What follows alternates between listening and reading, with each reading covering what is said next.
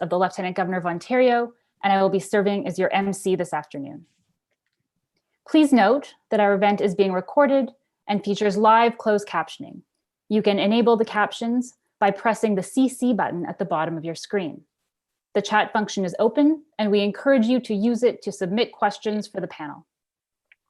I would like to begin this webinar in earnest by recognizing that while it is taking place everywhere and nowhere simultaneously, the office of the Lieutenant Governor is situated on lands that have been stewarded and shaped from time immemorial by Indigenous peoples. In particular, the Anishinaabe, the Haudenosaunee, the Huron-Wendat, and the Mississaugas of the Credit First Nation. While the office of the Lieutenant Governor focuses on bringing people together, I must admit that the audience size we have today would not fit into our suite. Indeed, today's event and the interest from all corners of the country is setting a record for us.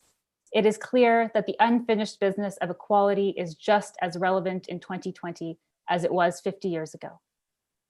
And now, in the words that one of our esteemed guests, the Honorable Monique Végin, knows well, we recommend that I turn this event over to our host, the Honorable Elizabeth Dowdeswell, Lieutenant Governor of Ontario. Your Honor. Thank you very much, Alex. And hello, everyone. Bonjour, bonjour. Most of you will be familiar with the constitutional role played by a Lieutenant Governor. But I must admit that the things I value most and am most energized by are two additional responsibilities. The first is the privilege to commemorate important milestone moments and people. Historic, often foundational, moments not to be forgotten, and people to be honored for their service to community, promoting the societal values that we hold dear.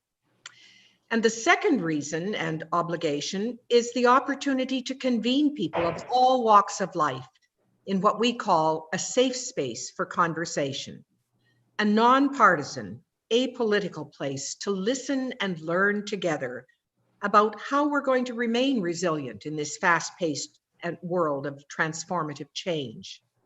And so it is today that in significant numbers, you've accepted an invitation to involve a conversation about the 50th anniversary of the release of the report of the Royal Commission on the Status of Women. A report that painted a portrait not only of a time that was, but visionary in its 167 recommendations about a world that could and should be. And we gather sensing the poignancy of both the memory of the Montreal massacre of 14 young women on December 6, 1989, and the continuing tragic deaths, illnesses, and disruptions of a very persistent COVID-19. We are joined by my vice-regal colleagues from coast to coast to coast, and among you are representatives of the worlds of government, political and civil service, federal, provincial, municipal, both past and present. You also represent all elements of a well-functioning and participatory democracy, civil society, the judiciary, the media, academia, all sectors, business and technology, industry and the labor movement, sports, the arts and culture and heritage, activists of all kinds, women who volunteered 50 years ago, those who've continued that journey, Indigenous women, women of color, women in the law, and girls and young women of a younger generation eager to learn. And of course, many boys and men who support. So a very warm welcome to all of you. Thank you for paying tribute to the singular importance of creating a world in which equality thrives. We are about to be informed and entertained by the stories of some amazing, distinguished women. Their insights and lived experience will surely motivate you to consider what next. And I'm delighted to ask preeminent television journalist Lisa Laflamme to stimulate and guide our conversation. Chief anchor and senior editor of CTV National News, a trailblazer and advocate for human rights. I know her as a woman of integrity. Over to you, Lisa. Thank you so much, Your Honor. And might I say, you are really living proof of the powerful contribution of women in business and politics and democracy. And also, this is an inspired idea that you've come up with to commemorate the 50th anniversary of the Royal Commission on the Status of Women. It is such an honor to help bring to life this document, even though we're doing it on Zoom. And let's face it, nobody had even heard of Zoom before this pandemic started. So we celebrate and embrace the technology. It's working for us today. And, it was amazing, though, going through this. I have to say it's about 500 pages, which I pressed send on the newsroom printer before I realized this was the Magna Carta, essentially, I was printing. But absolutely fascinating reading, and I'm so looking forward to talking about it today. It changed so many lives, yes, for women, but also for men, because they also needed to recognize the moment to make it happen, to make change happen. It just took a little longer. And, to all those women and girls and men who are out there in their living rooms or their offices right now, this really is like dipping back in time to better understand all of the groundwork that went into play to get as close to equality as we are today. And it's these women on the screen you see today who help make that happen. Now, full disclosure, the status of women in my own life started early. I was 3 years old when in 1967, the Royal Commission was set up. And as one of 4 daughters, my mother taught us from day one, there was really nothing we couldn't accomplish. And of course, with no sons, my father was completely outvoted in our house. So I did have an early education. In 1988, though, when I walked in my first newsroom, the power structure was completely lopsided in the other direction. But here we are today, and I'm so proud to have been appointed the first female anchor of a nightly national newscast in this country, and that was 10 years ago. So again, change takes time. But I look around the world and the inequality that is still a damning reality for so many women. It just reinforces how much work and global cooperation we need. But today we are looking at progress in Canada. And again, I learned so much about the Royal Commission document and the status of women. It basically lays out a 9-point plan. We're going to talk about it, but to quote, ensure for women equal opportunities with men in all aspects of Canadian life. Now, that sounds so impossibly simple and obvious, but it was not so. So the report, just to give you a little bit of background of what was happening, was delivered in 1970, 50 years ago today. 860 witnesses, 14 cities, broadcast on CBC radio across this country. And it is still a reference point to this very day of where we've come and what we still need to do. And there were 167 recommendations that came out of the document. So for a lot of women, the commission was the first time that they really found their voice. And we celebrate that today. It was fascinating reading about how basically it was in a, you'd be in a grocery store to buy your groceries, and there'd be a pamphlet right there at the checkout on the status of women report. And they wanted to hear from women across this country. And I'm excited to hear some of the stories firsthand tonight. But today, I also want to just give you a sense of how this is going to unfold. We've assembled our own version of the famous 5, and each panelist will give us their opening thoughts, and then we are going to open this up to discussion. So please put your questions in. We will weave them in and out throughout the conversation. So first, I'd like to introduce the Honorable Monique Bégin, who was Executive Secretary of the Royal Commission on the Status of Women in Canada, the first woman from Quebec to be elected in the House of Commons, and held the first joint chair in women's studies at Carleton and the University of Ottawa. Madame Bégin, take us back, if you will, to 1967. It's the centenary. We all still, most of us still remember that song. And I was only 3, so that's saying something. But tell us what it was like for a 31-year-old woman at that time. So thanks very much, Lisa. So we are In the 60s, 1967 precisely, Canadians enjoyed the affluent society. We celebrated the centenary of Confederation, had the successful Expo 67 in Montreal. It's also the 4th year of the famous ongoing Royal Commission on Bilingualism and Biculturalism, the B&B Commission, that will finish its 6 reports in 1970, and nobody wants another Royal Commission. Prime Minister Lester B. Pearson heads a minority government. Diefenbaker is the official opposition. Tommy Douglas with his 27 MPs is important, and so is Réal Cahouette with his 24 social credit MPs. We have forgotten all of this. Now, just 6 months before 67, a formidable woman from Hamilton, Ontario, Laura Sabia, had put together all the English Canada Women's Association, and in association with Thérèse Casgrain and the new Fédération des Femmes du Québec, a Royal Commission, want a Royal Commission on the status of women in Canada. Despite Judy LaMarche, the only female Liberal MP and cabinet minister, Pearson and his government are dead set against it. By the way, I observed that politicians are always late confronting and figuring out social movements. And the 60th, les années 60, feminism was a social movement. So Sabia threatens Ottawa of a march of 2 million women on Parliament Hill, du jamais vu.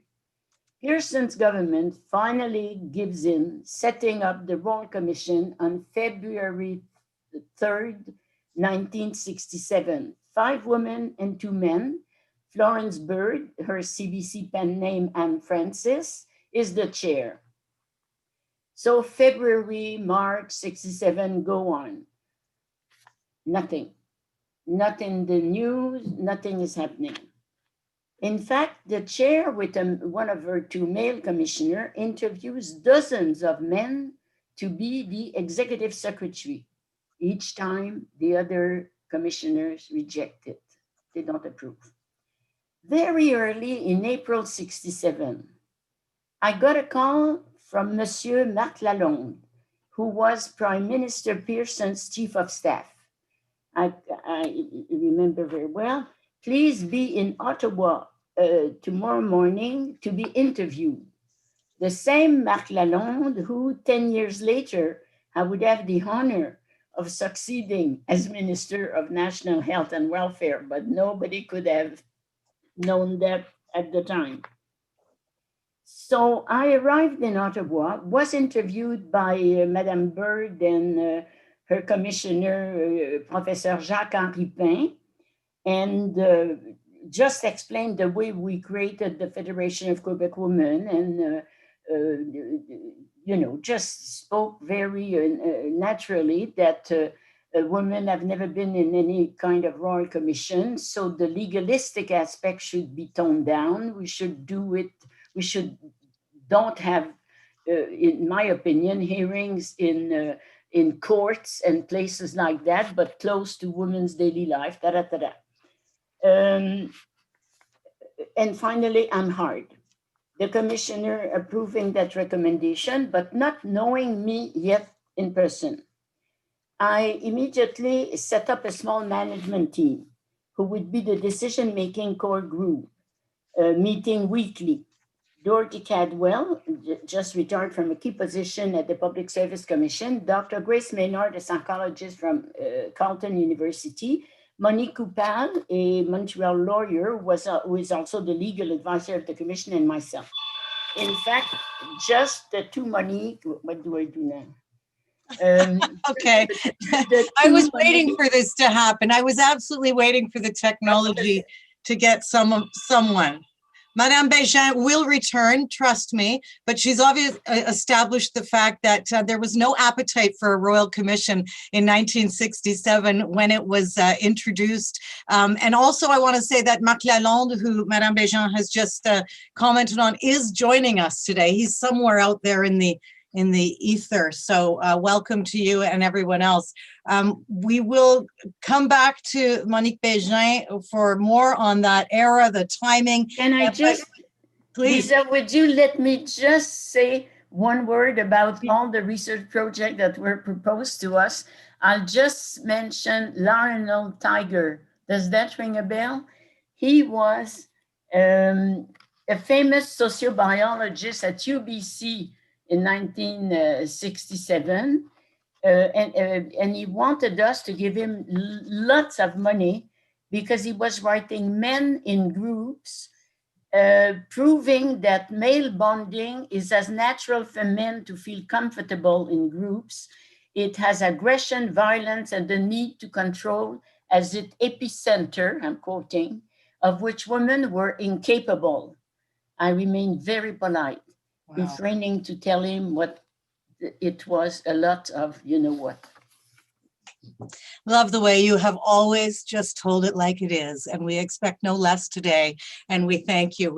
We will, I want to bring in, also I just want to mention that the government eventually did create a ministry for the status of women, although the first 4 ministers in charge were men, which I found a bit of an irony. But Maureen O'Neill, I would like to bring you into the conversation, the former president of the Canadian Foundation for Healthcare Improvement, former president of the International Development Research Center, that led the Status of Women Canada and represented Canada on the UN Commission of the Status of Women. Such a rich and fascinating history, and all the work that went into the report and the time.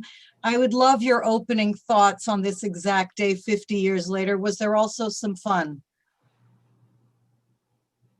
Oh, and you have to unmute. There we go. See, folks, this is Zoom 2020. Still waiting for that. You have to unmute, Maureen. That little, there we go. There we go. Voilà. Okay, sorry. I remuted myself before. I came into this not the day the report was tabled in Parliament. I actually had been on Parliament Hill just a few months before with the abortion caravan, because in addition to being a young public servant, I was in my 20s at the time. It was the time of mini skirts, high boots, also round glasses. And I had been on Parliament Hill with lots of other women. The group that began it all began in Vancouver. There's been an excellent book put out by the Feminist History Society on the abortion caravan, but I was there. You can't see it. I was going to hold up the picture of our group from Ottawa Women's Liberation. I came into this as a public servant after the work that Monique had led and for Florence Bird and the commissioners on virtually all facets of women's life in Canada. Because it's one thing to have a commission report, but you've got to make it, you've got to make the move from it being a set of recommendations to proposals for changed laws, changed programs, and you've got to divide it up between the federal government and the provinces. This is Canada. It's not neat and tidy. The group that was created in the Prime Minister's Department, which is called the Privy Council Office, used to meet in the grand East Block of Parliament Hill. And I can remember I was seconded over from the Ministry of State from Urban Affairs. My minister was named Robert Andrus, and he was the first minister responsible for the status of women. So he was responsible for guiding the work of setting up the implementation of the recommendations of the Royal Commission, because that's the intermediate step.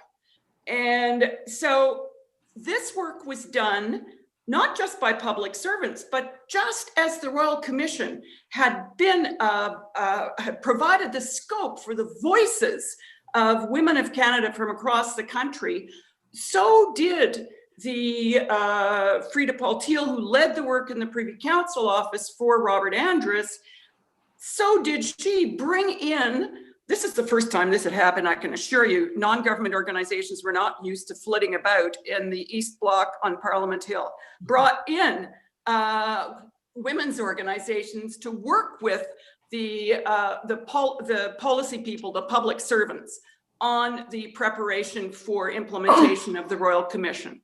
First to come out was an omnibus bill that took out of many, many statutes prima facie discrimination. So, for example, Canadian women wouldn't need to have their husband's signature anymore to get their passport. On a more well, that was serious enough, but on the Canadian women would be allowed to, if a Canadian was married to a non-Canadian or vice versa, she was now allowed to pass on her citizenship to her children. The Section 12(1)B of the Indian Act took us, another 10 years to actually see happen. But that's the kind of thing. So an omnibus bill, institutions were created. The agency within government, Status Women Canada, now called Women and Gender Equality, was established to analyze every document going to cabinet so it would be clearly understood what the implications were for men and women. The Advisory Council was created outside of government to keep the government on its toes, to push research forward, and the research on the Charter, the research on sexual assault, drawing on the work of the research on women in poverty, Louise Delude's work on why is it that women are routinely poorer than men? Answer, they get married and have children. Turns out not to be a good idea. In any case, the Advisory Council created, and very important, and the commission recommended this, within what was then called the Secretary of State Department, there was a funding program to fund women's voluntary groups. The commission recognized that we were not just in a neat and tidy, let's change a few laws. This was a drastic change in culture. And women's groups that were activist groups would receive assistance from government in carrying out their work. This was a time not only of mini skirts, et cetera, but this was a time when the government believed deeply in citizen participation, citizen engagement. This wasn't just dreamt up yesterday. This was a part of the Liberal Party program, and this was felt throughout government. Many advisory councils, NGOs involved, and the creation of this group within the Secretary of State Department to fund women's organizations went along smoothly until a later Conservative government gave money to Real Women, which was the kind of Phyllis Schlafly anti-equality organization, just to kind of even things out. I want to pay tribute to the ministers of the Status Women that I knew and I worked with. They all were crucial in taking the corrective analysis, if I could call it that, to cabinet and speaking in cabinet on behalf of improvements for women.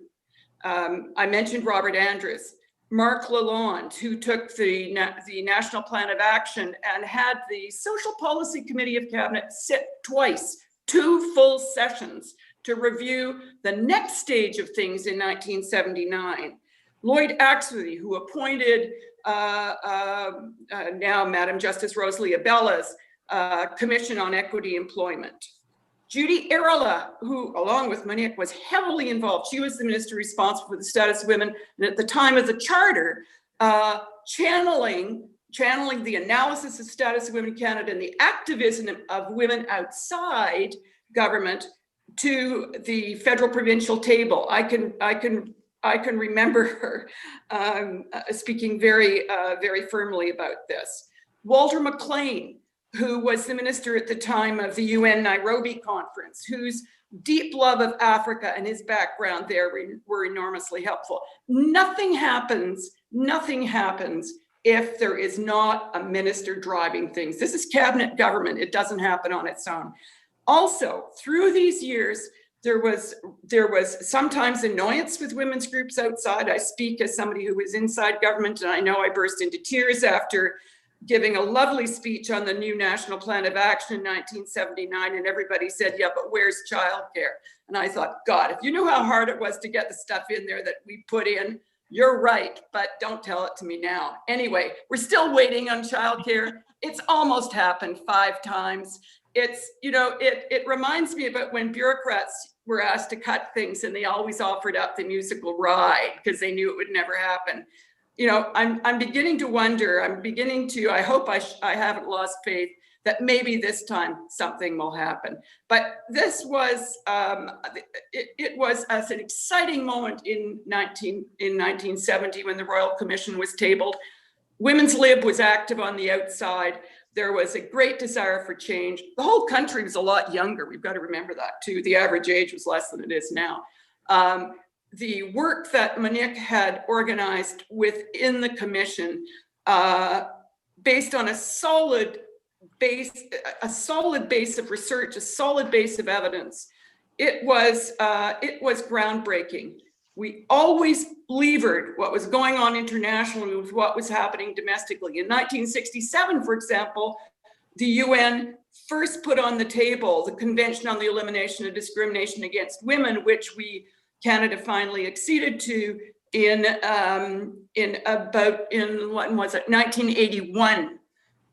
We've heard a lot about UNDRIP, the UN Declaration on the Rights of Indigenous People, which now Canada has just signed. This is a long process, but it's very important when you want to see change to leverage the international and into the national. And women's groups following this closely made sure that we did it. Mm-hmm. Fabulous perspective. So interesting to look back, Maureen. Thank you. And in fact, it is fascinating in my own research to see that 50 years ago today, one of the very few women in the House of Commons stood up and asked the government, based on this document, are you prepared to introduce childcare legislation? And here we are 50 years later, still waiting, recognizing the fact that without some kind of legislation, women in the workforce was a whole new challenge, a special challenge. They referred to it in the document. So some of that language didn't age well, but I want to please bring in Lorna Marsden now,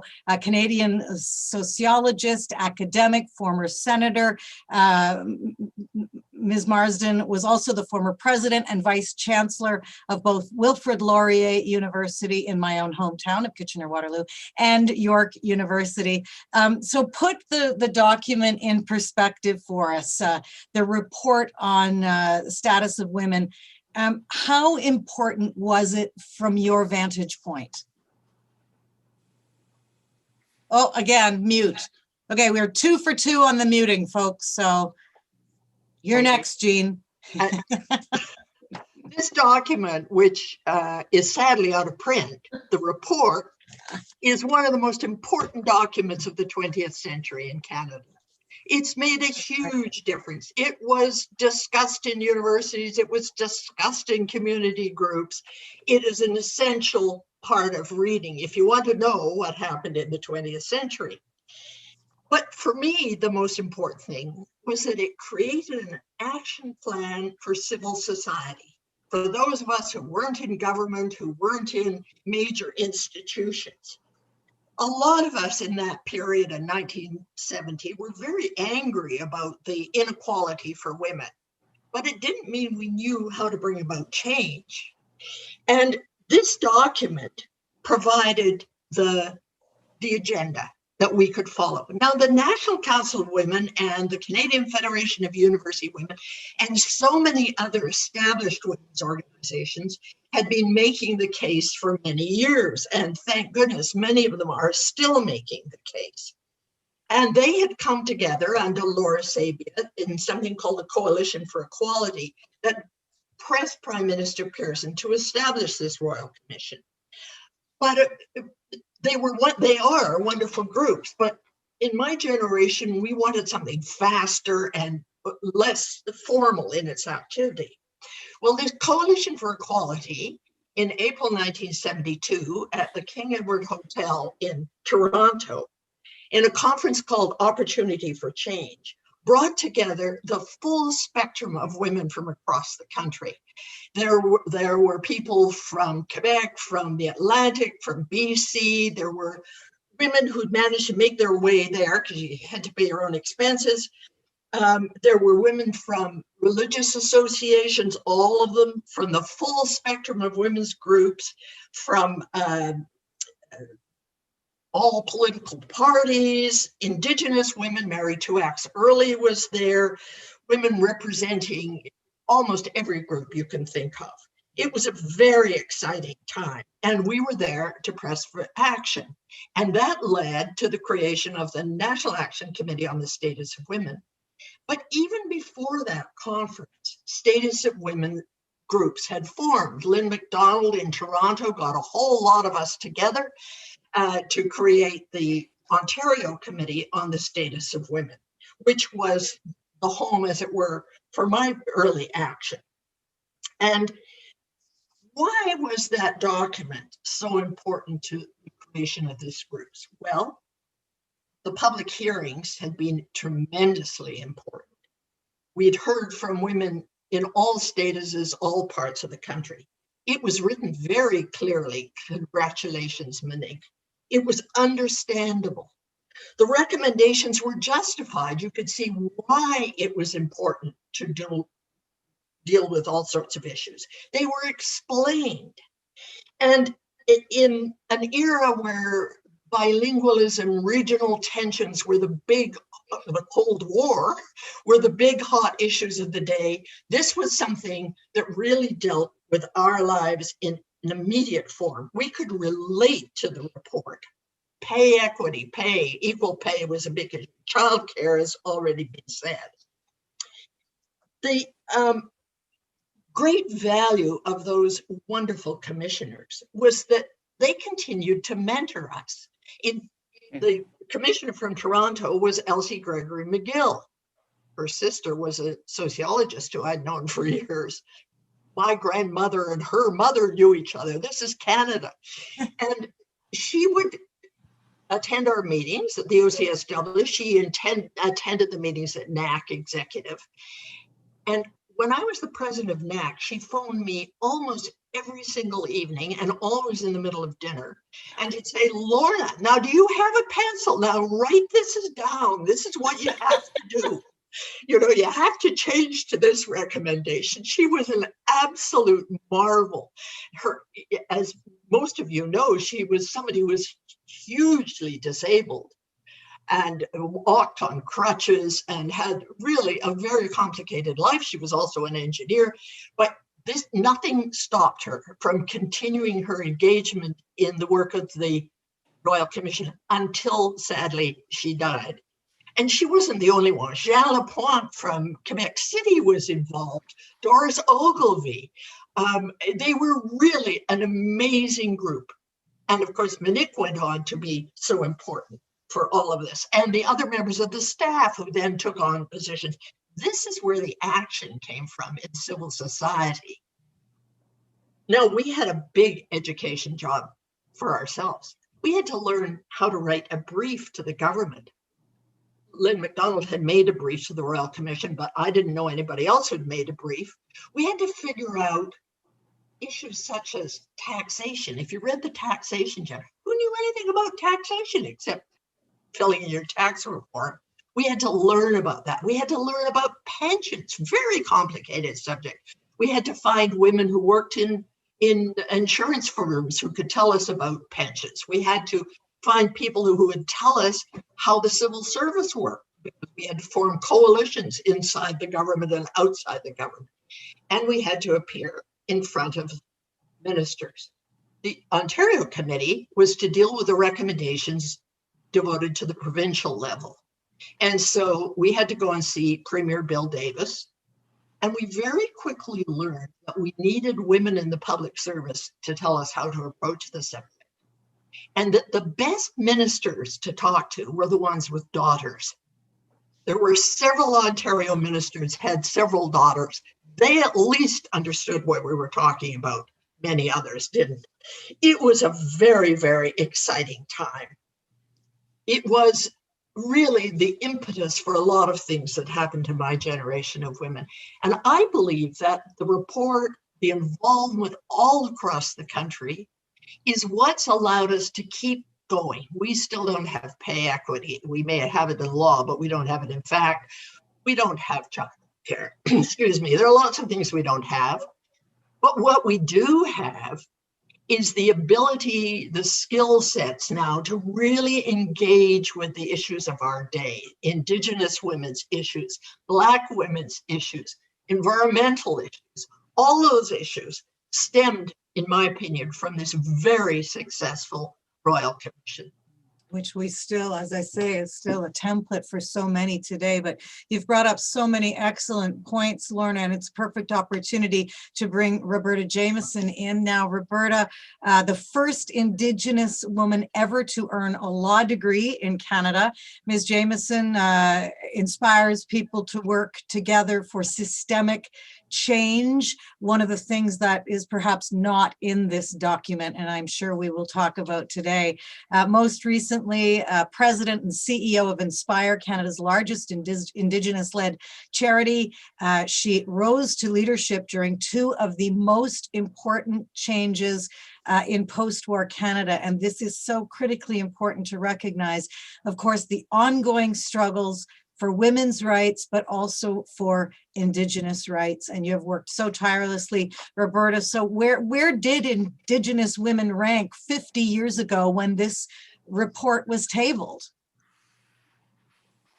Oh, and we've got a third, the mute. It's good. We're 3 for 3. There we go. Just to keep everybody awake. Sego, Scano, bonjour, bonjour, Ani. Good afternoon. First, one little correction. I was the first First Nations woman to earn a law degree, not the first Indigenous woman. Good point. But let me say, I'm joining you from my home community, Six Nations of the Grand River Territory. And I'm so honored to be among so many distinguished women in commemorating this Royal Commission on the Status of Women report. Your Honor, Nyawagoa, thank you for convening this gathering. It's something you do so well. And Madame Bégin, merci for your lifetime of work on behalf of this country's women. Well, a lot has changed since the report of the Royal Commission 50 years ago. The panelists here, for instance, back then you made a lot of people uncomfortable with our demands for gender equality. Well, look at us now. We are the comfortable ones, and we are the ones with privilege, in fact, I would say.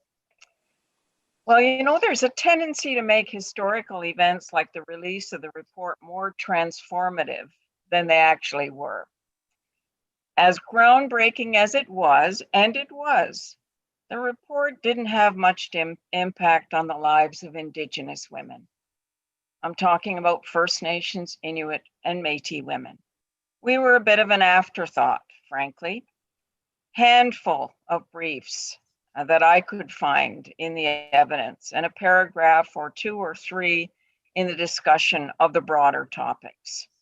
For instance, in the section on women in correctional facilities, it commented on the high proportion of Indigenous women in jail for liquor offenses, especially in the West, and then it moved on.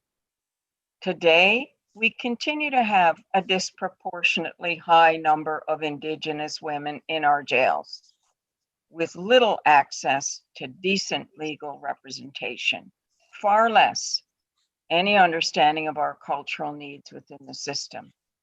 And yes, the report did importantly recommend the abolition of Section 12(1)(b) of the Indian Act.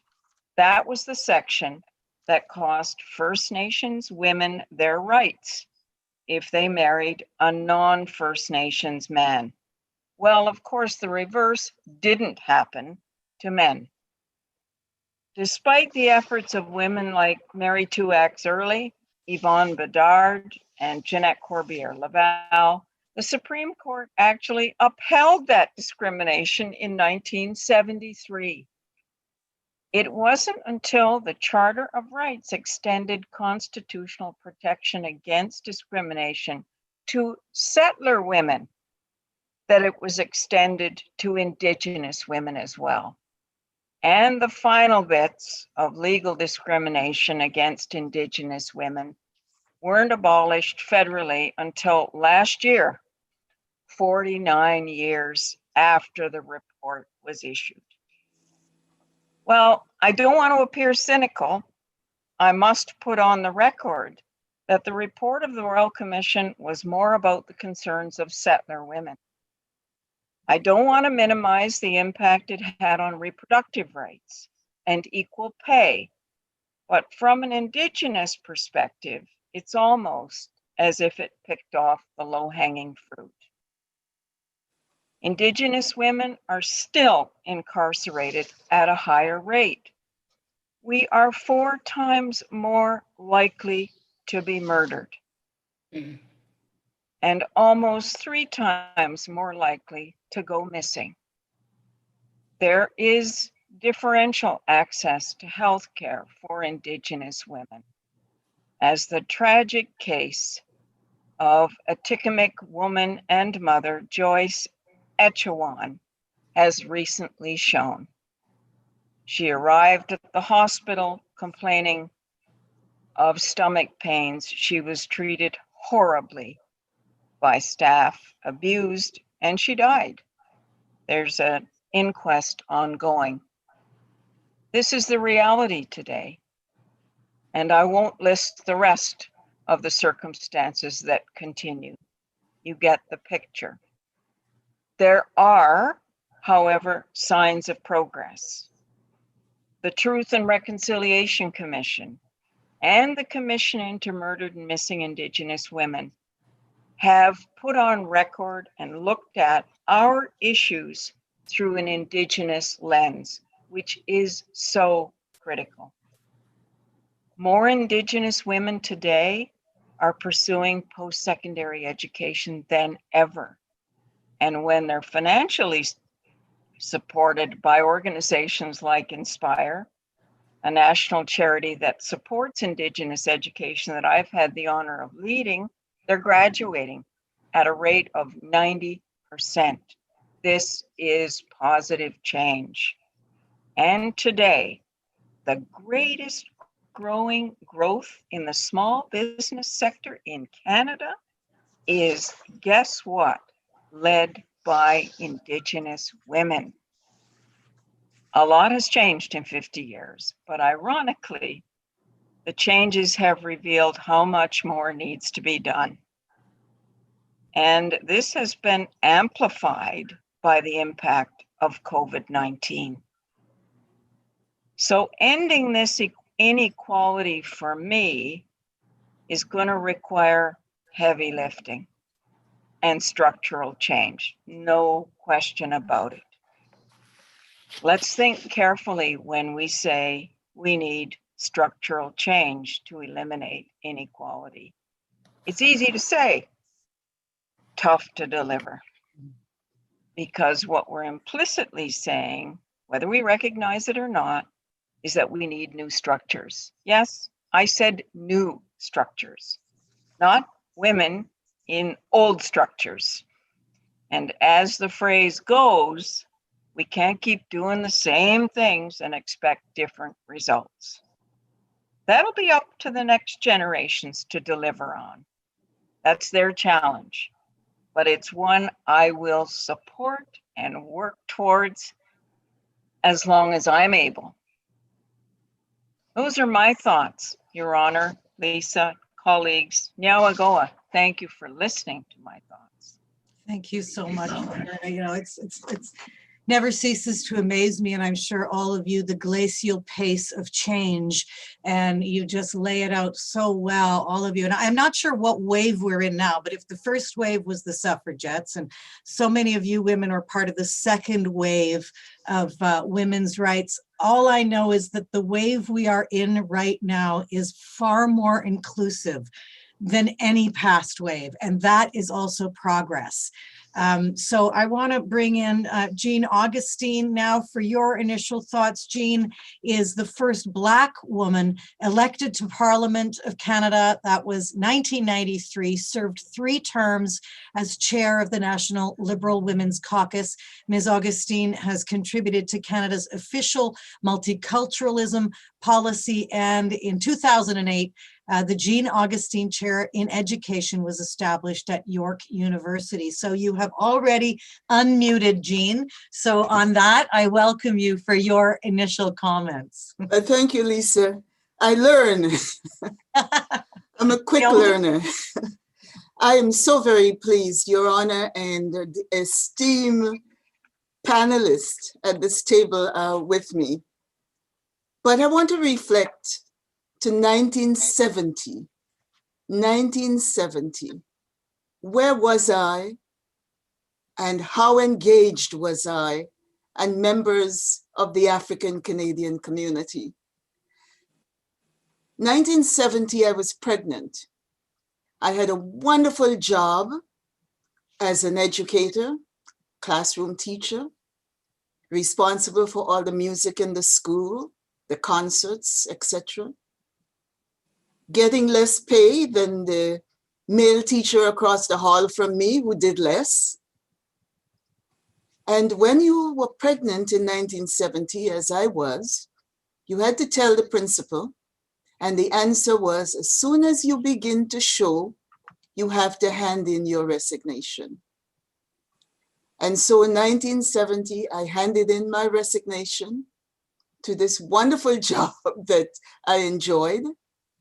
And I began to think about my future, whether I could get back into education or whether I should be looking for something to do after, because of childcare and the ability to pay for babysitting, to pay for someone to take care of the baby while I search for and while I go try to get back into the workplace. 1970, there was one woman in the Parliament of Canada, one MP, 6 senators. And so the whole political arena and that scene of where the decisions were being made and what was women's place. And as a woman of color, an immigrant woman, a woman who cared very deeply and was almost, was not almost, but was an advocate for community issues and community concerns. The issue of pension, the issue of supporting families caught in socioeconomic difficult situations. I had watched the B&B Commission, and I had seen the results and the discussions around that commission, and the fact that I felt that this was not something for women of color to be so engaged. But yet when the commission on the status of women, the Bird Commission, as it's called, a number of us got engaged with small discussions around women of color, minority women who were being invited to be on the commission. There was no one of color on the committee. There was no discussion actually about race or any thought given to the fact that the conversation was more around the situation of white women in Canada than the whole vast spectrum of women in Canada. We had to push our way into that discussion later on.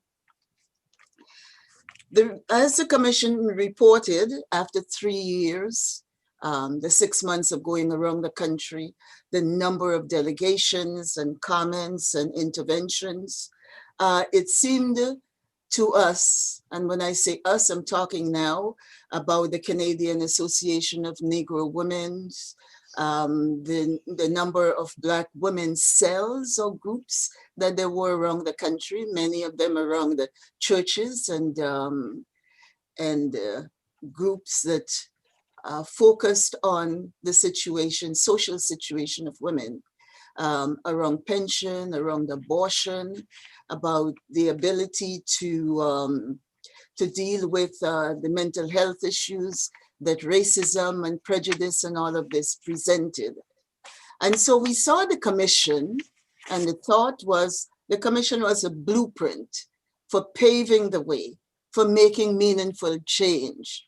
And so the issue of strengthening the human condition in Canada, and the human condition being the condition of all women, we felt that what the commission did was give legitimacy with facts and statistics, and it was a seminal milestone in the evolution of women's position in Canadian society. So the issue to buy a house, the issue to be able to sign a mortgage, the issue to, as a woman, especially if you were head of the family, those things that demanded a man's signature or a man's involvement, those were things, it seemed to me, that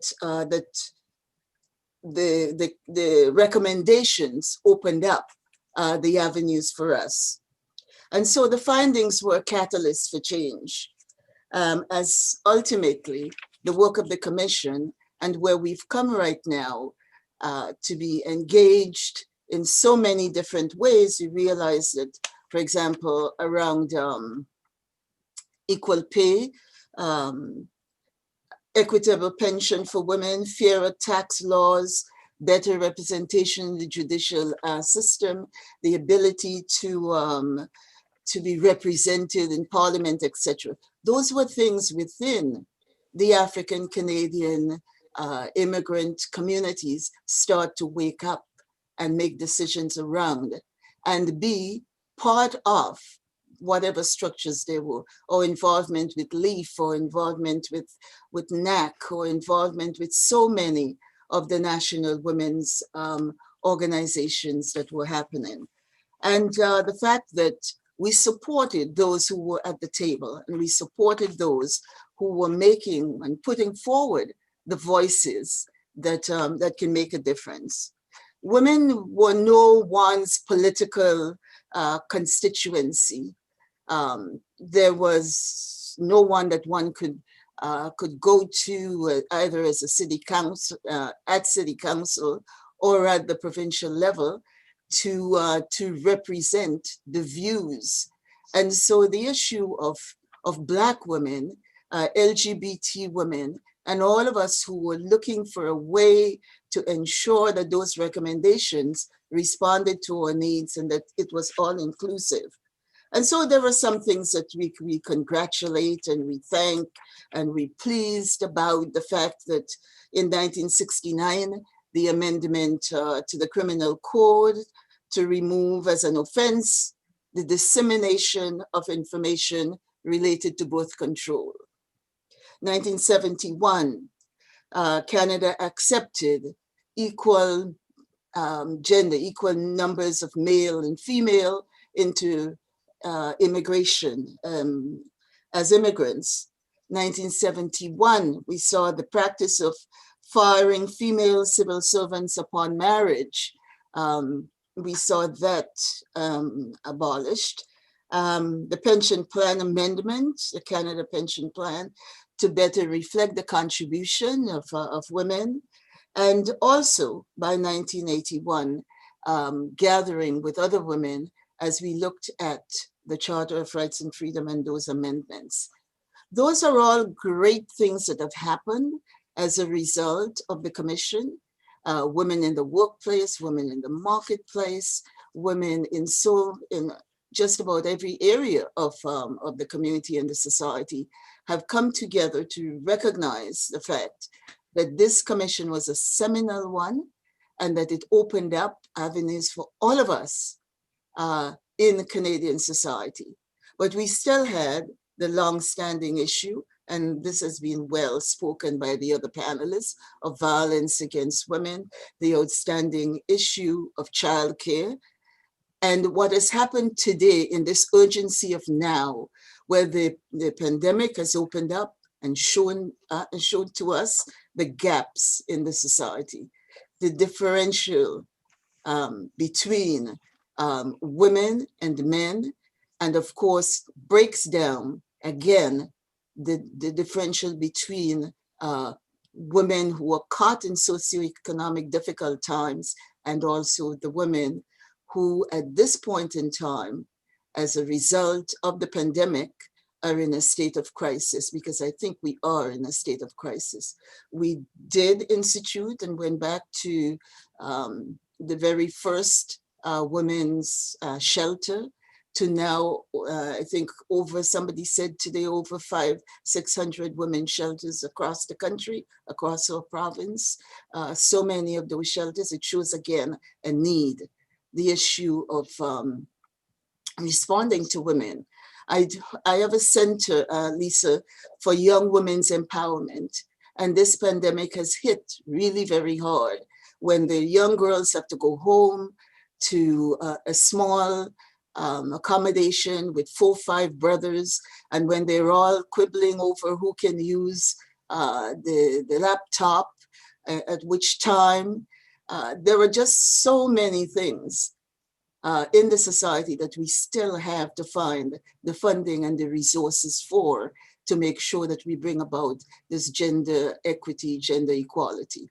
I'm sure that in the political arena, we've given the messages out to political parties and to others, that we make sure that that women are given an opportunity to become representatives, that we see in religious settings. Women are now finding their way there in leadership. We see the opportunities now as corporate Canada beginning to talk about systemic discrimination, what must happen. I think the pandemic has shown us that we're all now in a global village, and the education of the girl child and all those issues that we used to think were way out there in Africa somewhere. We realize that a number of those issues are right before us in our very, very communities. And so this opportunity to celebrate is a great celebration, but at the same time, as we reflect, we need to know that we have to open up now to women in all their diversity, and to look at the issues that face us, so that we move forward together with respect for each other, and we move forward with the necessary support of our entire communities. You know, your comments, we've got everyone out there can't see this, but I'm seeing this steady stream of comments based on the things all of you have been saying. So I hope everyone's comfortable, because I think this conversation is going to probably go right up until the CTV National News Time starts, because there is just so much to cover. But some women have been commenting on their own experiences. One woman says she recalls in 1970, she was pregnant with her first child and was forced to hand in her resignation. There were no maternity benefits and no unemployment insurance. But I want to actually, before we get to the pandemic and what structures have fallen down now for women, I actually want to ask Madame Bégin, was there a thought in the formation of the commission and all of the work you did at that time to be inclusive with people of color, Indigenous women? Were they even part of that conversation, if you can go back to the table then, when it was a novelty still just to have a woman? They were part of the public hearings for sure. When we met, we heard a few so-called Aboriginal women in the West during the public hearings. And we started with the North and listened to, we didn't call them Inuit, etc., but the native population, Indigenous and of the North. Then from the West, we heard several, not a lot, but several Indigenous women. And in Halifax, for example, don't forget it's only 67. Immigration is not what it has been since. But in Halifax, it was called, which for me, a young French Canadian, it was so surprising, Africville, and which was the Black area back to years ago of Nova Scotia. So yes, they were there, not in numbers compared to today. Of course, Mary 2X early was there. That, you know, she always came with everywhere. Thérèse Casgrain went. She had developed a friendship with Mary 2X early, and they were always there. Now it's nothing compared to the way.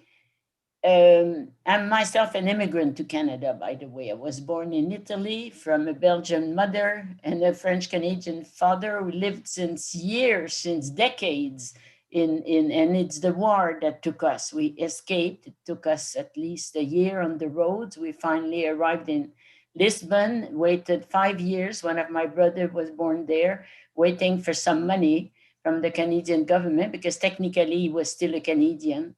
And finally arrived in New York and a train, and we reimbursed the Canadian government for every month for years and years and years. That's the life of many persons, yes, which I tell, and thanks for you to show There it it, is. Lorna. That, I wrote it in at first it was not in my memoirs, and finally I was asked to put it in.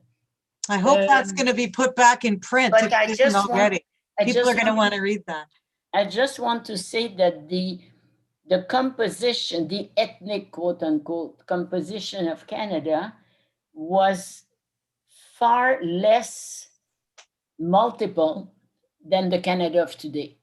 It was, you had boxes like Black Canadians, etc., and physically in certain parts of the country. I mean, it's my perception. I was a sociologist, but I'm not familiar with recent figures. But it's obvious from television that Canada today is multiple in terms of where the faces of people. It's as simple as that. So Maureen, why don't you jump in there? I mean, it's true. The faces of this country are the faces of the world now. And there are, as we've heard, so many struggles and barriers still for women today. So how do we engage women, not to just listen to your stories and say, well, that was the fight back in 1970. How do you engage them so they recognize that this is far from over? When it comes, let's just bring it right down to pay equity. Well, I think it's really interesting to see that the government has got a bill on pay equity that's coming into Parliament soon, which is a reminder that it was seen as insufficient that the Human Rights Act of 1977 with equal pay for work of equal value wasn't doing the job. Just on pay, one kind of little factoid from the World Economic Forum that I read today said that overall in the world, it's going to take 257 years to reach pay equity around the world. That's very tiring to think of that. Hopefully a little quicker in Canada. Wow. I think that when we look at countries around the world who have done much better than Canada in terms of the position of women, we have to look at the Nordic countries. Sorry? Nordic countries. The Nordic countries. For sure. And why? Because it's the nature of the social infrastructure, the way in which social security works, the access to childcare, access to abortion. On abortion, the Canadian Civil Liberties Association is taking the New Brunswick government to court even now on access to abortion. All of these issues that relate to health, infrastructure, etc. It doesn't matter whether you are as we're called now, whether we're settlers or whether we're Indigenous people or whether we're people of color. The need to have a fair, functioning social infrastructure that takes into consideration people's needs is extraordinarily important. There have been recent improvements. I would argue that the Canada Child Benefit, which gives real money for poor families based on the number of children they have, is an extension of the child tax credit that Monique will be very familiar with. But it's that I created. You created. As a minister. The quality of the social infrastructure is what makes a huge difference. I think the activism around race now, although painful for some, is absolutely essential. And I think that to be forward looking on it and to be asking the kinds of questions that used to be asked just about, how many women are here compared to how many men, I mean, that remains important. But what really worries me is the extent to which some institutions, let's pick on the RCMP, have not changed. And Michelle Bastrache, formerly Justice on the Supreme Court's report on sexual harassment in the RCMP is to me almost unbelievable in this day and age. On that note, Maureen, I want to jump in and say this is the kind of, we've got to be courageous enough to look at our structures in this country. We've just got to step up, and nothing should be beyond reach for examination.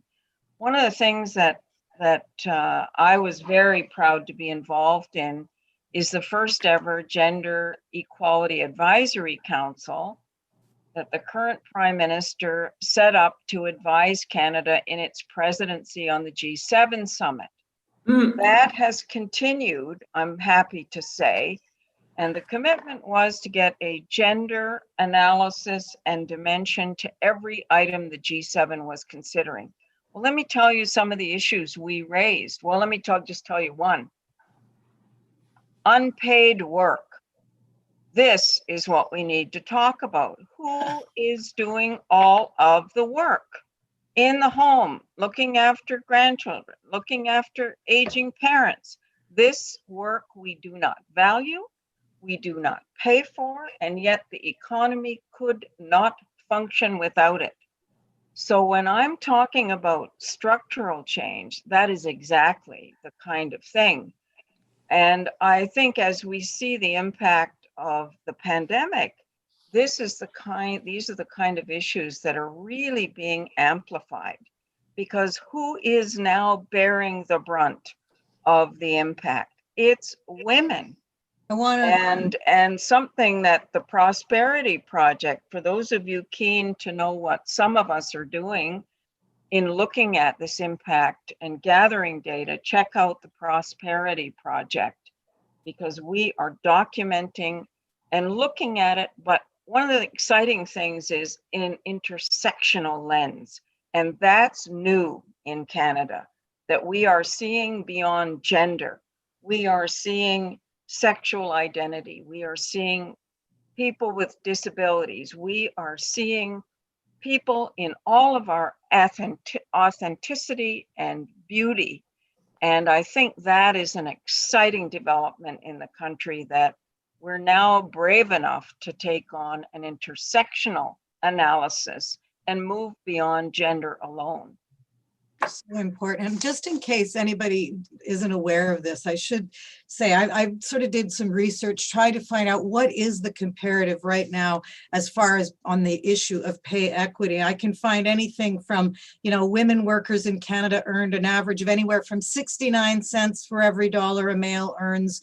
Those were 2016 numbers, and the most recent is up to 87 cents for every dollar earned by a man. But Lorna, is it actually tough to even make a comparison like that, considering the fact, as Roberta says, so much of this is unpaid work? We're not really, women are largely having to work part-time or different hours because they have children at home, because there is no system in place for them.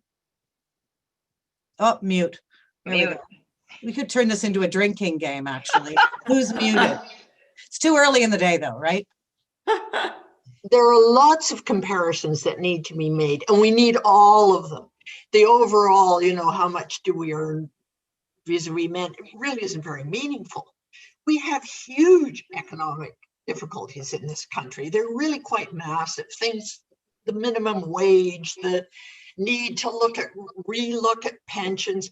In the era that I was talking about, one of the worst problems was for older women who didn't have pensions, who were living in terrible poverty. Well, an awful lot has happened, thanks to many people on this panel, to change that circumstance. When you look at COVID, yes, we talk about women, but if you're a woman in a really good, high-paid job, you're in one situation. But if you're a woman, a lot of women are, with a very low minimum wage, with having to put together work, with having to look after children, you're in terrible trouble. And so we can't just look at overall numbers. We have to look, as various people have already said, we have to look at the complexity of life, whether we want to call it intersectionality or social class, or it's the complexity that's both interesting and important. You look at the work of Pat Armstrong, for example, on the care in seniors' homes, which she's been talking about for years and years and years. And I'm so glad that there's so much attention now being paid. But the key, Lisa, is to form a new social movement to press for change. Provincial governments, municipal governments, federal governments, community leaders, to make it happen. We need new movements. What was the most significant change that came out of this document, though, 50 years ago today? Are you asking? Monique, do you want to give us your thought on what was the most important recommendation that was enacted out of the document?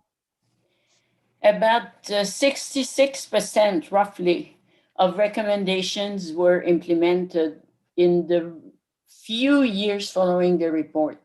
But it remains, and I'm sorry, I want to put my finger on two that I have not moved at all. And one in particular, the whole section on child care policy in the broadest sense, meaning daycare centers, a national daycare act with the provinces. We have all of that in the report in 1970 when the report came out.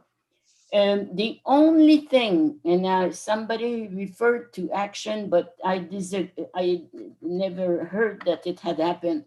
The only thing that did happen, the only prime minister who ever did something is Paul Martin, who didn't stay very long, but who's minister of, how was he called? Minister of Social Development, Ken Dryden, the great hockey star. Ken Dryden had negotiated in the 2004-5 an agreement with each province of Canada and the territories. It was the budget and the legislation, the budget, the part of what the feds would contribute, and was passed in the House of Commons at the end of 2005. In early 2006, I'm sorry to name a name, but Stephen Harper becomes prime minister, and he immediately killed the Kelowna Accord with the Aboriginal people, and he killed completely the child care already law and budget. These are one of the, speaking of women's participation in anything, you have to have childcare policy. And I'm pissed off, excuse the word. It's not good English, I know that. But I learned it. That's French. That's what I learned. We all understand that, Monique. That's the way the guys talk in the house. I'm very frustrated that our finance minister and deputy prime minister, Chrystia Freeland, in her November 30th, ça fait pas 100 ans ça, November 30th how is it called, economic statement, said of the child care and what is now called early childhood education, in fact, a topic to be studied in yet another year. I don't accept that. And nobody, I mean, the media, the voices are the media. I never observed anybody being mad like hell. I am.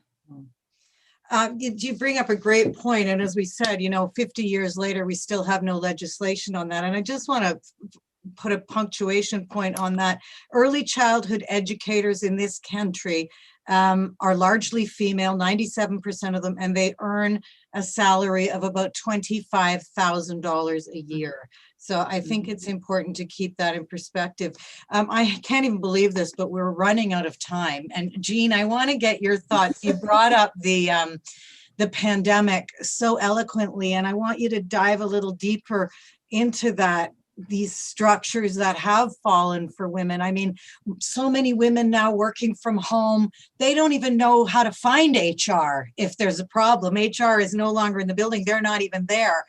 Put it in perspective, if you can, what has to happen at this level to sort of help women who are living this whole new reality in the workforce, in home. We've seen violence against women increase also as a result of being at home and the isolation attached to that. We need something to hang on to, and we need somewhere to go. We're really good with a task.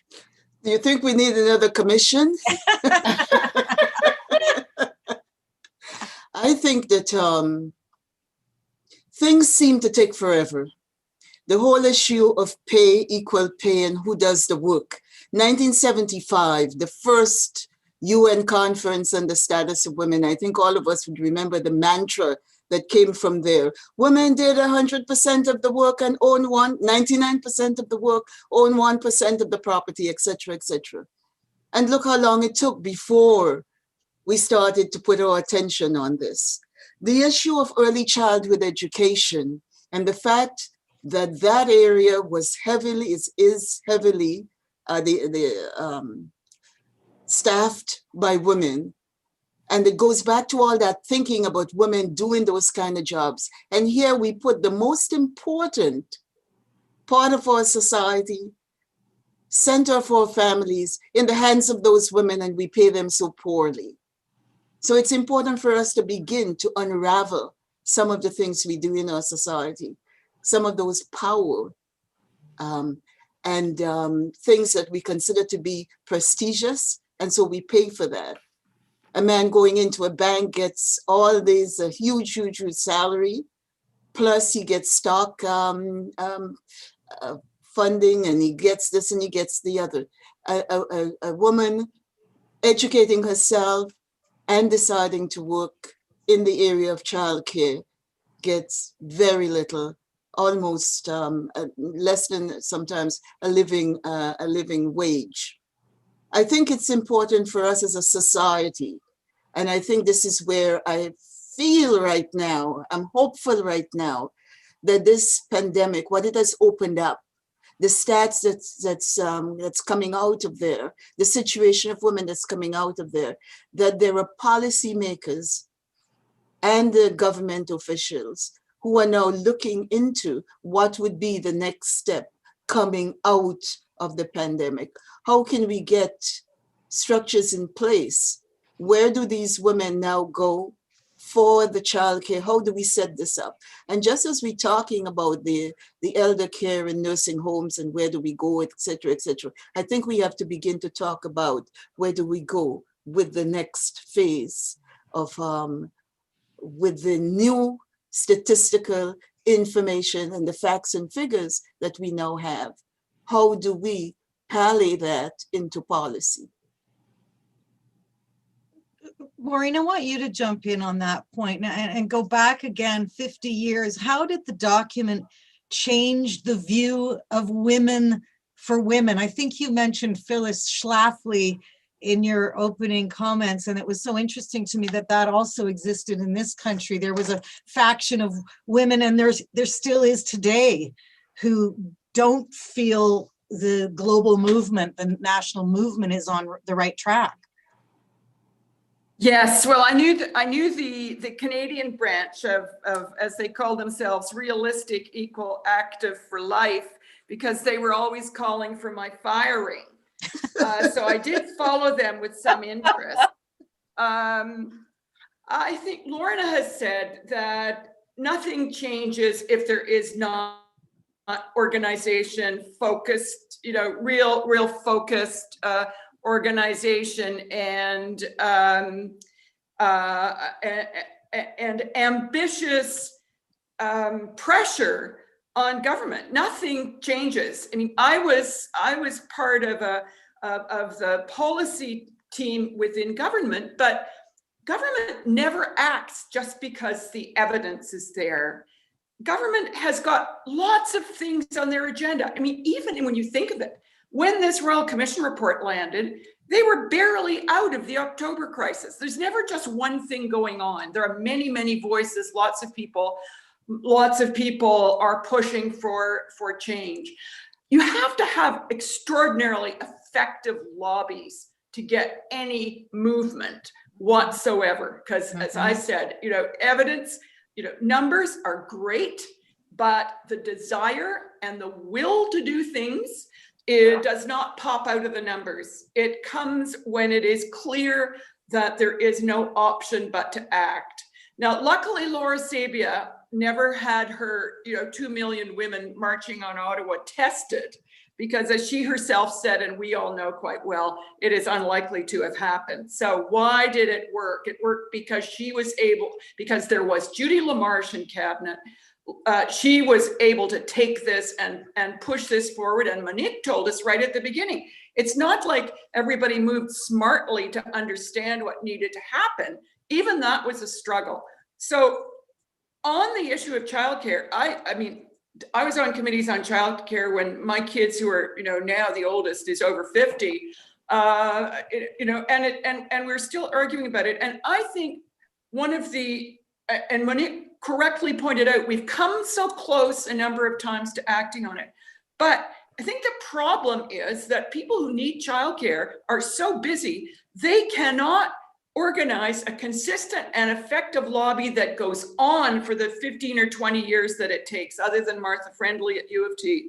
Honestly, and Roberta would know this, and Jean would know this, people who want to get something done, it never just happens. It's a huge organizational job, and people have to put enormous time into it. And Jean ran for and was elected, and so she was able to have influence from that position. Roberta has been an inspiration to so many people in the First Nations and Indigenous communities. That's organization. Nothing happens without that. I think one of the most significant things the Royal Commission did, and that the government took up, was the funding of voluntary organizations. I mentioned the now gone Secretary of State Department. Early funding for Native Women's centers, for friendship centers, for organizing on the part of all kinds of groups within our society was made possible. The irony, I find it always a huge irony that the equality-seeking groups are, have a terrible time to put their money on the table. The reason why government at 50 years ago thought it was important to have actual government funding, although one of my more cynical friends said no government ever finances its own destruction. The reason why they thought there should be this money available is because if you are a well-off industry association or a business, you can tax deduct your lobbying expenses. But if you're a citizens group pushing for change, you're not getting a tax back for the free work you're putting into it. But it is only organizing around issues and lobbying relentlessly that makes change happen. Monique, you're dying to jump in there. Just the example I observed due to the COVID-19 is that of the regrouping in favor of basic income or guaranteed income supplement, whatever you want, GIS, whatever you, no, that's not the right word, but basic income, which is everybody below a certain level, and it's graduated with, and Roberta Hamilton from, I forgot which university now, Queen's, I suppose. Queens. Etc. And others have, but we haven't heard anything since. So I don't know if that, and otherwise there is a movement, but it's more moral or psychological than social for seniors, the well-being of seniors in all the residences all over Canada, private and public. I mean, there is something, but it's not really a strong association of any kind in neither case.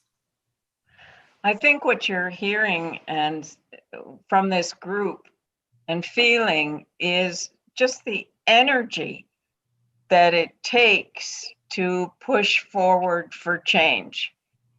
If there's one thing we've learned in the last 50 years, it's we've been reminded of our own power. And I think we've got to keep reminding one another, supporting one another you know, I'm encouraged, I'm optimistic because I can see the pressure, what pressure brings. We've seen during the pandemic, the rise of the anti-racism movement, the demands for change. Yes, yes. Now we've got to sustain that. We can't let that just go off into ether with promises and engagement and discussions. It needs to result in action. And there's a whole different platform now to get that message out with social media that did not exist.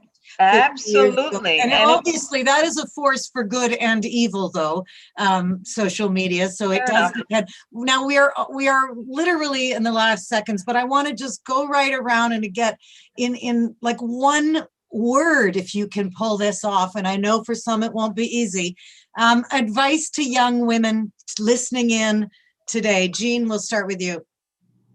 I'll say be brave. I'll say you need to ensure that you know our history. And I keep talking over and over about knowing the past. And I want to mention there's a special bird called the sankofa with its neck going backwards. And it says, you go back to find out where you were, to get the intelligence, you bring it to the present, and you plan for the future. And I'll say to young people, be like the sankofa. Be brave, go forward, take risks, organize, and be activists. Roberta. I would say our greatest responsibility is to the 7th generation whose faces we can still see coming towards us. That's a value that sustains me, and it requires, and it's from my own people, it requires me to take up my power, my energy, keep a good mind, and focus firmly on the future. Take action today that I can defend to the 7th generation that we were acting in their best interest. And that means women, that means children. It will benefit all of us. Lorna. Oh, the mute button. One last mute button. Sorry, I'm a slow learner. I think to university students, for example, who I talk to quite often, the point is to listen to all sides around the question and then organize and mobilize. That's a great advice as well. Maureen. I'm now so obsessed about my mute button. I think to remember that organizing around things that matter is actually lots of fun. It sounds serious, and it is serious, but things do happen if you organize and push, keep your eyes open, and enjoy the small satisfactions that come from small steps that are all going to change something big. celebrate, and this is a celebration. And Monique will give you the last word on advice to young women listening in. Young women, I would say, run for office and be elected an MP in the House of Commons of Canada.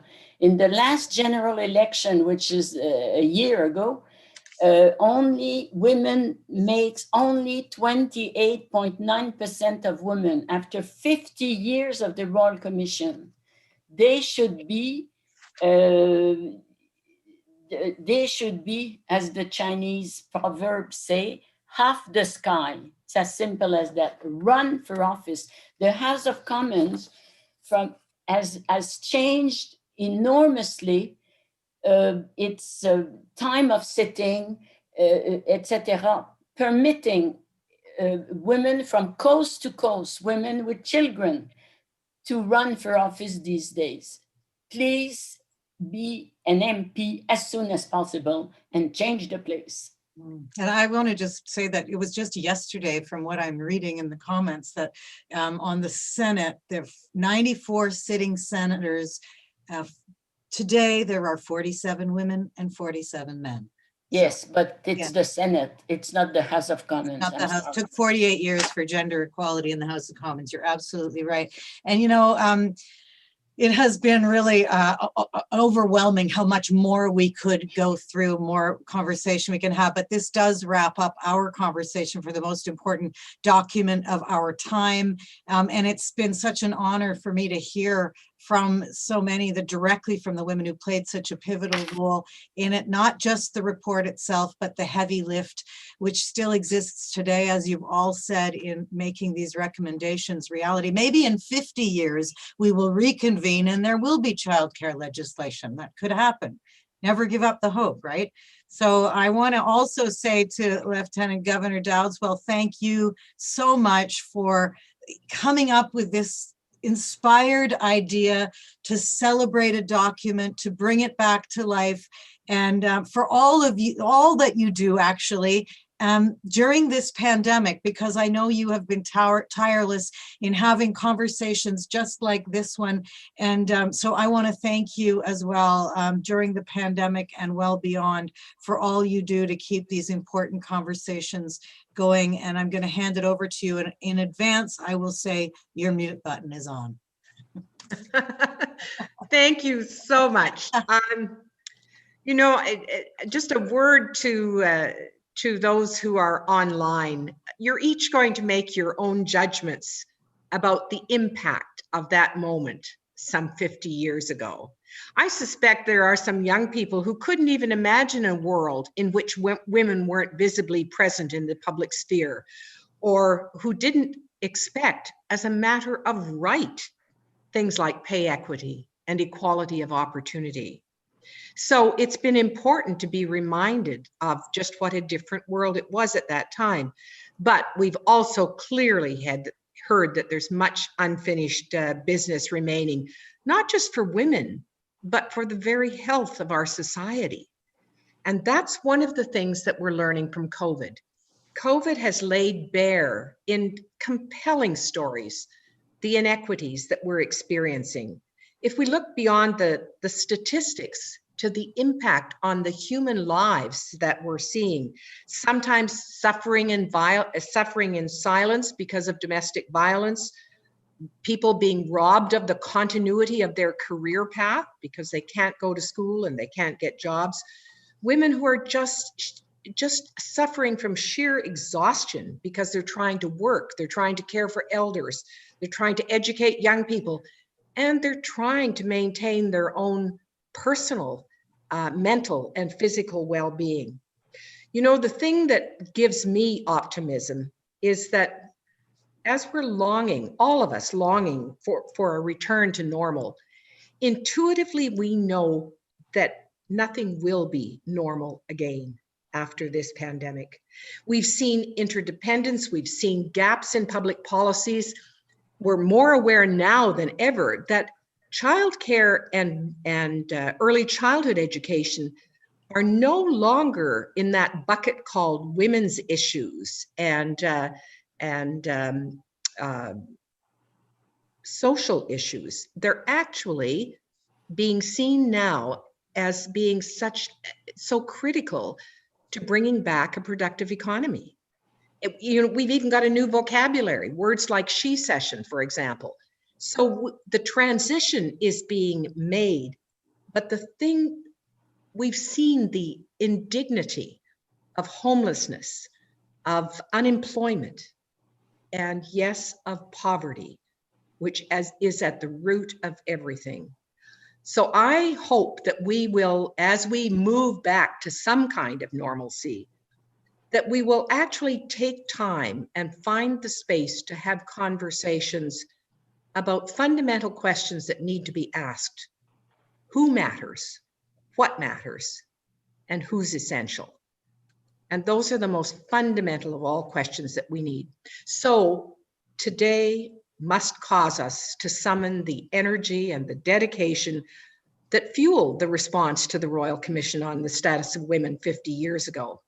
And I hope that all of you, including our panelists, are going to be motivated to help shape a new narrative for the times we're living in now. One that is, yes, built on a caring and nurturing society that we've always been, but one that doesn't ignore, that doesn't have collective amnesia about what we've experienced, about the very real conditions that exist. So to all of your voices and your visions are absolutely essential. The Office of the Lieutenant-Governor, of course, in its nonpartisan, apolitical way, cannot be prescriptive, but I can tell you that we will continue to bear witness. We will continue to facilitate the sharing of information and the convening of such important conversations, because we seek open hearts and open minds. So stay tuned to our social media platforms for what's next. We have lots from the conversation today and lots from the chat room. This has been a very humbling and a very personal event for me. My sincere gratitude to Lisa, to our panelists, Monique, Lorna, Maureen, Jean, and Roberta, for your thoughtfulness and for your continuing public service. And my thanks to all of you online who contributed comments and questions. I hope you'll continue to be engaged. This coming holiday season is going to look very different for all of us. No matter how you choose to celebrate, I hope it will bring you all moments of joy. But most of all, may you stay safe and well. Thank you. Merci. Miigwech.